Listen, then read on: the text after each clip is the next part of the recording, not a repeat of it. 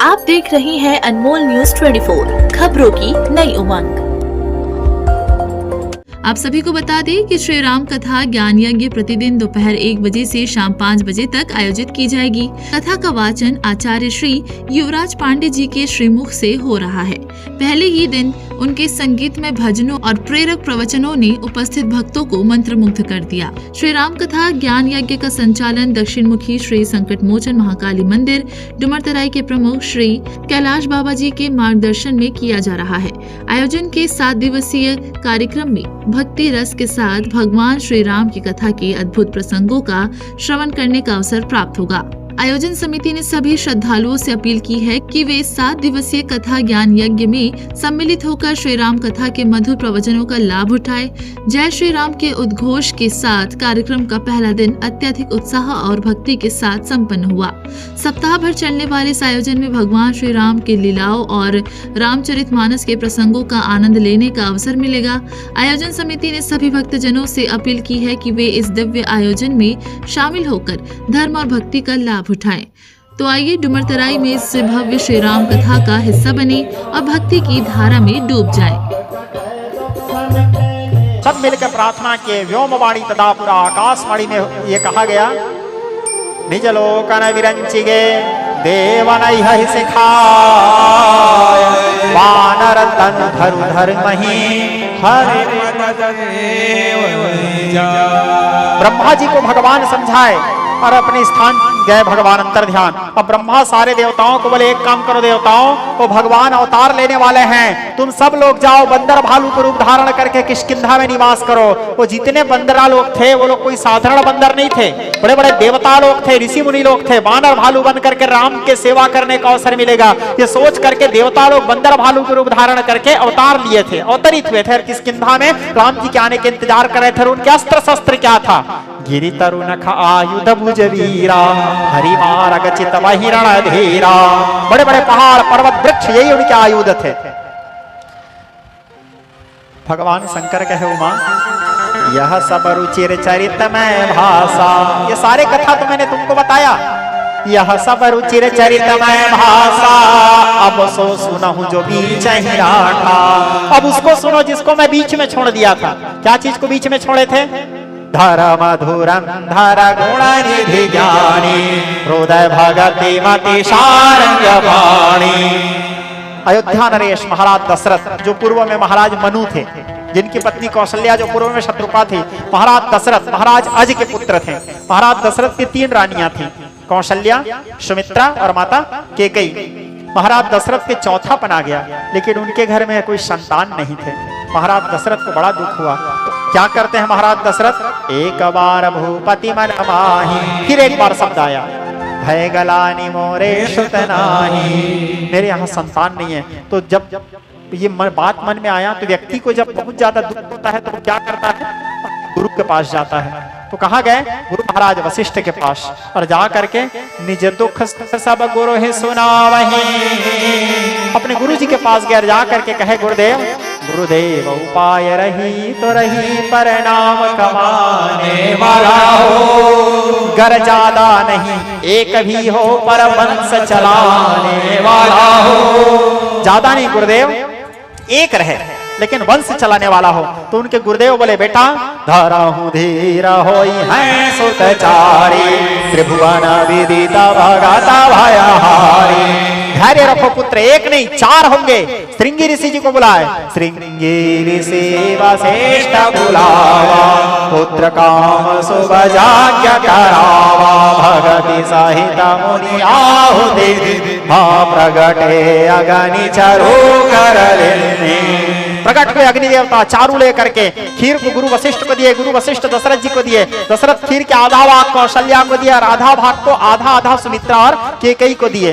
दोनों को देने के बाद अब ये लोग स्नान करने गए। तुलसी माता के पास खीर को रख के, चारू को रख के, केकई के सुमित्रा के जो खीर के हिस्सा था वो दोने में रखे थे। तो पहले एक तो दोना आता था, अब तो रेडीमेड का जमाना हो गया। पलास पत्ता का बनाते थे, जानते हो ना आप लोग, दोना टाइप से जो रहता था, तो उसमें रखे थे। अब एक बाज देखा ऊपर से, बाज मतलब समझते हो ना, चील मान के चलो, तो देखा तो उसको लगा वो मांस है, उस सुमित्रा के चारू को उठा के वो आकाश मार्ग में ले उड़ चला। अब सुमित्रा आके देखती है उसका खीर नहीं है, तो सुमित्रा रोने लगी। तो माता केकई अपने आधा खीर दी और माता कौशल्या अपने आधा खीर दी। दोनों अपने अपने आधा खीर दी, इसीलिए सुमित्रा के 2 बेटा हुए थे, क्योंकि 2 जने के खीर था वहां, सुमित्रा और केकई का, इसलिए केकई और कौशल्या का, इसलिए 2 पुत्र हुए सुमित्रा के, लखन और शत्रुघ्न। अब वो जो चील आकाश मार्ग में उड़ रहा था, दूसरा चील देखा उसको, तो दूसरा चील को ये लगा ये मांस तो नहीं है। दोनों चील आपस में लड़ने लगे, आपस में लड़ने लगे तो वो दोना गिर गया, वो दोना गिर गया। इसी बीच में एक अप्सरा थी जो ऋषि के तपस्या भंग करने के लिए आगे पीछे नाचती थी। ऋषि क्रोध में आकर के श्राप दिए थे, मेरे सामने बंदरिया जैसे नाच रही है, जा बंदरिया हो जा। वही अप्सरा अंजना बन करके केसरी के यहाँ उसके धर्म पत्नी बन करके समय व्यतीत कर रही थी। अंजना के घर में संतान नहीं थे, तो ऋषि के आदेश से, अपने पति की इच्छा से पुत्र प्राप्ति के लिए वो पवन देव के तपस्या कर रही थी। अब वो खीर को गिरते देखे, पवन देव उस खीर को उड़ा के लाए और ला करके अंजनी के हाथ में गिराए। जैसे अंजनी के हाथ में आया, पवन देव प्रकट हो गया, बोले पुत्र प्राप्ति वाला खीर है, खाओ। बोले उसी खीर को माता अंजना ग्रहण करती है। अंजना ग्रहण करने से उसी खीर से फिर शंकर सुवन केसरी नंदन तेज प्रताप महाजगवंदन। बोलिए बजरंगबली जी महाराज के। उसी खीर से हनुमान जी जन्म लिए, यानी एक रिश्ता से राम जी और हनुमान जी भाई भी हैं, क्योंकि जिस खीर से राम जी जन्म लेने वाले हैं उसी खीर से हनुमान जी जन्म लिए। लेकिन राम जन्म से पहले हनुमान जी का जन्म हुआ। क्यों? भक्त पहले आएंगे तब तो भगवान के आने की व्यवस्था करेंगे, इसलिए भक्त का आगमन पहले हुआ है। तो हनुमान जी आए। अब उधर शुभ समय बीतने लगा, एक दिन प्रतिदिन समय बीतते चला गया। 9 महीना पूरा हुआ और वो शुभ समय आया जिस समय में राम जी को जन्म होने वाला है। 3 प्रकार के पवन एक साथ चलने लगे, बहई सुहावन त्रिविध समीरा शीतल मंद सुगंध। बाबा गोस्वामी लिख रहे हैं, योग लग्न ग्रह भारत थे सकल भय अनुकूल, अचर अरु अचर हर्षयुत राम जन्म सुखमूल। योग लग्न ग्रह वार नक्षत्र सब अनुकूल हो गए, क्योंकि आज सबको इंतजार है, भगवान जन्म लेने वाले हैं, भगवान के अवतार होने वाले हैं। आकाश मार्ग से देवता लोग पुष्प लेकर के खड़े हैं, जैसे भगवान का जन्म होगा पुष्प वृष्टि करेंगे। देखते देखते 9वीं तिथि मंगलवार मध्याह्न काल में 12 बजे रघुनाथ जी उनके सामने प्रकट हुए, माता कौशल्या के सामने। जन्म लिए नहीं लिखा है मानस में, प्रकट हुए। गोस्वामी जी लिखे, भय प्रगट कृपाला दीन दयाला कौशल्या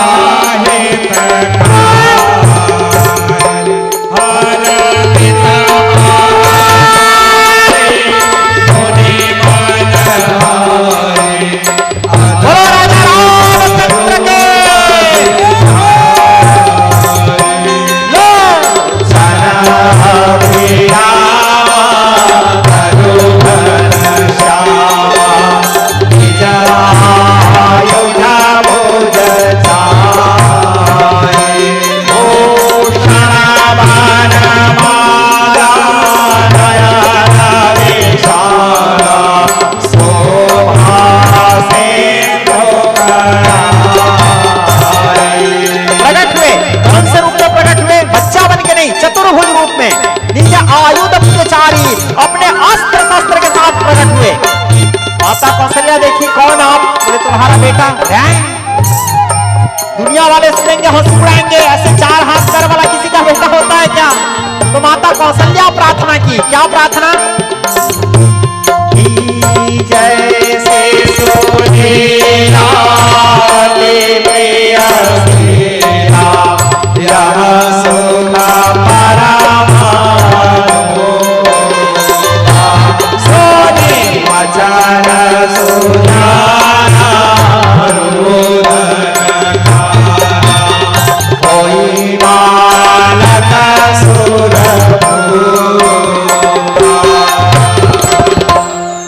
प्रधेनु सुर संतहिता लेन्नमनुजयावता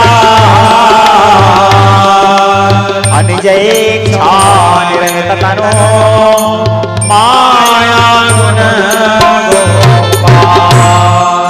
विप्र अर्थात अर्थात ब्राह्मणों के लिए, धेनु अर्थात गौ के लिए, सूर अर्थात देवताओं के लिए, संत हित भगवत भक्ति करने वालों के लिए भगवान अवतार लिए। देवता लोग आकाश मार्ग से पुष्प वृष्टि करने लगे, नगाड़े दुंदुभी भेरी सहनाई बजाने लगे, जय शब्द नमः शब्द शंख शब्द तथा बचा जय जयकार ध्वनि होने लगा। और राम जी बालक के रूप में, शिशु के रूप में माता कौशल्या के सामने जन्म लिए। बोलिए राजा रामचंद्र के।